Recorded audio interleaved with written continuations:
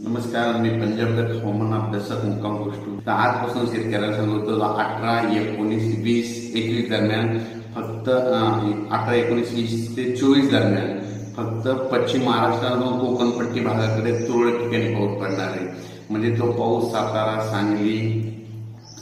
सांगली, कोल्हापूर, पुणे तसेच नाशिक यापर्यंत पाऊस 24 तारखेपर्यंत विखुरलेल्या स्वरूपाचा पडणार आहे. म्हणून हा अंदाज लक्षात घ्यायचा.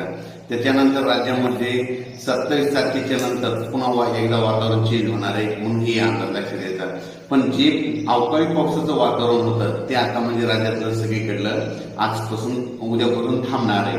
म्हणजे आज देखील बऱ्याच ठिकाणी थांबणार आहे, म्हणून हे अंदाज लक्षात घ्यायचा. म्हणजे आजपासून जे अवकाळीचं संकट होतं ते थांबलं. फक्त आता संकट राहणार फक्त सातारा, सांगली, पुणे या भागाकडेच म्हणजे ते पावसाचा अवकाळी पाऊस राहणार आहे, म्हणून कोकणपट्टीमध्ये राहणार, म्हणून या अंदाज लक्षात घ्यायचा.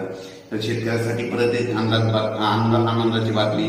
आज आहे 18 मे आणि आता मान्सूनची आता मध्ये चावल लागली. तर शेतकऱ्याला सांगू की तो 22 मेला अंदमान बेटावर मान्सून एकदा सक्रिय होणार आहे.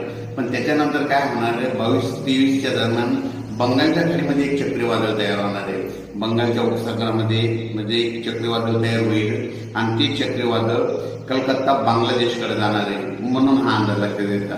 ते आपल्या महाराष्ट्राकडे त्याचा काही फारसा प्रभाव पडणार नाही.